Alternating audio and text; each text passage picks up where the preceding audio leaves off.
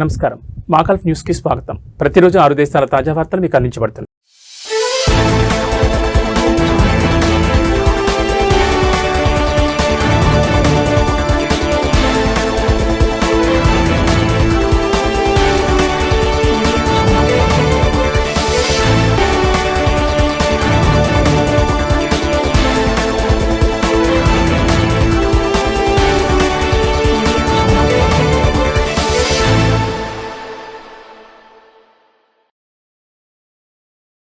ప్రముఖ ఫోటోగ్రాఫర్ రమేష్ శుక్లా మృతి చెందడం పట్ల దుబాయ్ క్రౌన్ ప్రిన్స్ తన సంతాపాన్ని వ్యక్తం చేశారు. ఈ మేరకు సోషల్ మీడియా ఎక్స్లో పోస్ట్ చేశారు.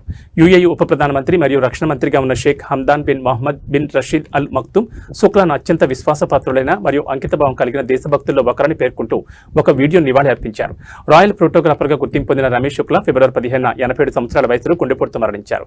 1971లో యూనియన్ హౌస్లో యూనియన్ ఒప్పందంపై సంతకం చేసిన సందర్భంగా 7 ఎమిరేట్ల పాలకులను ఆయన తన కెమెరాలో బంధించి చారిత్రక ఘట్టంలో భాగమై ప్రాచుర్యం పొందారు. యునైటెడ్ అరబ్ ఎమిరేట్స్ ప్రయాణాన్ని మరియు దాని తొలి ప్రారంభాలను తన దృష్టితో నమోదు చేసిన రమేష్ శుక్లా కుటుంబ సభ్యులకు మరియు స్నేహితులకు ప్రగాఢ సానుభూతిని తెలియజేస్తున్నామని షేక్ హమ్దాన్ తన పోస్టులు తెలిపారు.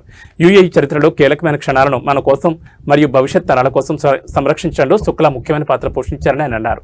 1965లో యుఏఈకి వచ్చిన ఫోటోగ్రాఫర్ యుఏఈ నేలను తన నేలగా భావించారని పేర్కొన్నారు. 6 దశాబ్దాల పాటు యుఏఈ చరిత్రను తన దృష్టితో చూపించారని షేక్ హమ్దాన్ అన్నారు. రమదాన్ మాసాన్ని పురస్కరించుకుని వివిధ రాయల్ ఉమెన్ పోలీస్ విభాగాల్లో అధికారిక వర్కింగ్ అవర్స్ ను ప్రకటించారు. ఆదివారం నుంచి గురువారం వరకు అధికారిక పనివేళలు ఉదయం 7:30 నుంచి 12:30 వరకు ఉంటాయని royal women police directorate of relation and security information ప్రకటించింది. అయితే 24 గంటలు పనిచేసే పోలీస్ స్టేషన్లు యథావిధిగా తమ సాధారణ విధులను కొనసాగిస్తాయని స్పష్టం చేశారు.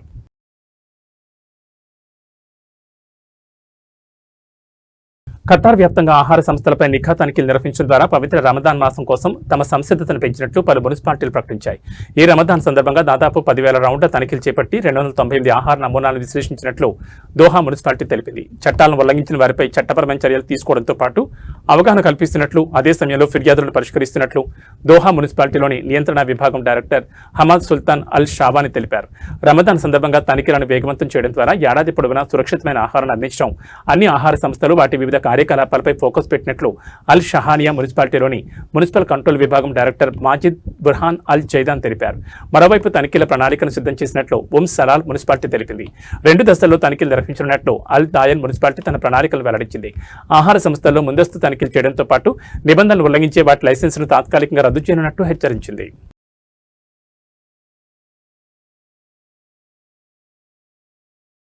పవిత్ర రమదాన్ మాసంలో చారిటబుల్ సొసైటీల విరాళాల సేకరణ నియంత్రించడానికి సామాజిక వ్యవహారాల మంత్రిత్వ శాఖ కొత్త నియంత్రణలు ప్రకటించింది. మసీదుల లోపల నెట్ పాయింట్ ఆఫ్ సేల్ పరికరాల వాడకాన్ని నిలిపేసింది. వీటికి బదులుగా చారిటబుల్ సొసైటీల అధికారిక వెబ్సైట్ల ద్వారా విరాళాలు అందజేయాలని under secretary doctor Khalid al Azmi సూచించారు. కొత్త గైడ్లైన్స్ అమలును పర్యవేక్షించేందుకు 6 గవర్నరేట్లలో 3 క్షేత్ర తనిఖీ బృందాలను నియమించినట్లు తెలిపారు.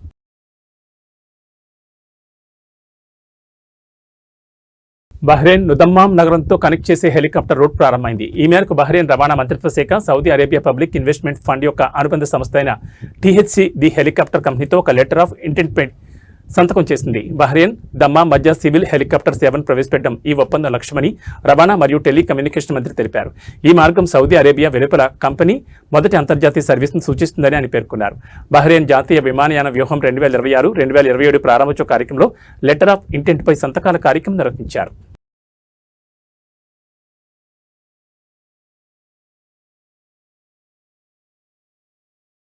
సౌదీ అరేబియాలో యజమానులు మరియు డొమెస్టిక్ వర్కర్స్ మధ్య ఒప్పందం సంబంధాలు మెరుగుపరచడానికి జాతీయ యూనిఫైడ్ రిక్రూట్మెంట్ వేదిక ముసానెద్ ద్వారా వర్క్ ఇంటరప్షన్ సర్వీస్ను సౌదీ మానవ వనరులు మరియు సామాజిక అభివృద్ధి మంత్రిత్వ శాఖ ప్రవేశపెట్టింది.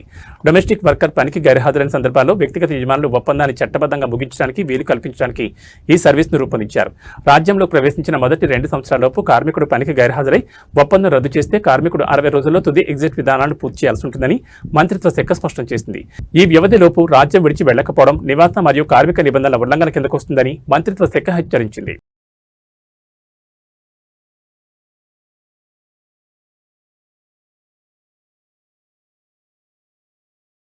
ఇవి మాకల్ఫ్ న్యూస్ విశేషాలు. మరో బులెటిన్లో మళ్ళీ కలుసుకుందాం. నమస్కారం.